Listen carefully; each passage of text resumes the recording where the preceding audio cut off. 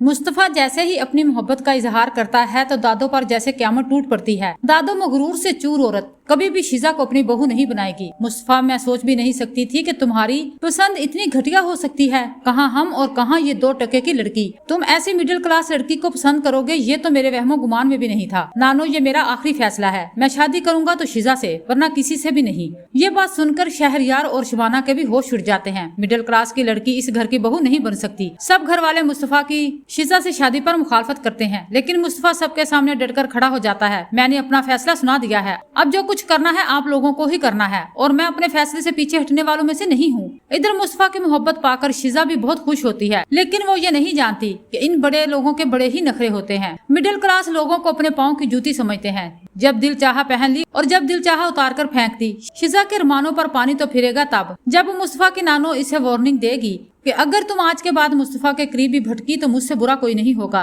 ऐसा गैप करवाऊंगी कि सारी जिंदगी तुम्हारी माँ तुम्हारी शक्ल देखने को तरस जाएगी। शीजा के पैरों तले से जमीन निकल जाती है। जो औरत देखने में इतनी सोबर और समझदार लगती हो, इसके दिल में इतना बुग़्ज़ और गंद भरा हुआ है, ये तो मैं सोच भी नहीं सकती थी। मैं अपनी माँ को जमाने में रुसवा नहीं होने दूंगी। मेरी माँ ने पहले ही बहुत दुख देखे हैं और मेरी वजह से इनकी इज्जत पर उंगली उठे ये तो मैं बर्दाश्त नहीं करूंगी। मैं मुस्तफा को हमेशा हमेशा के लिए छोड़ दूंगी। इधर आलियान भी अमारा की मोहब्बत में फंसता ही जा रहा है। अमारा आलियान से बदला लेने के लिए हर हद पार कर जाएगी। इसे ऐसा मोहब्बत के जाल में फंसाएगी कि जो आलियान के लिए वबाले जान बन जाएगी। पीछे मुड़कर देखना इसके लिए नामुमकिन हो जाएगा, लेकिन कहीं ना कहीं अमारा को भी आलियान से मोहब्बत होने लगेगी तो वो ये ख्याल अपने जहन से झटक देगी, नहीं मुझे इनसे इंतकाम लेना है, एक एक ज्यादती का इंतकाम। मैं इस शख्स को कभी भी दिल से नहीं अपना सकती। मेरी माँ के साथ की गई ज्यादतियों का बदला इन्हें देना होगा। आलियान अमारा से कहता है कि किन सोचों में गुम हो। अमारा अपने जहन से तमाम ख्याल झटक देती है और अपनी पूरी तवज्जो आलियान पर देती है। नहीं, मैं सोच रही थी कि कहीं आप मेरे साथ धोखा तो नहीं कर रहे।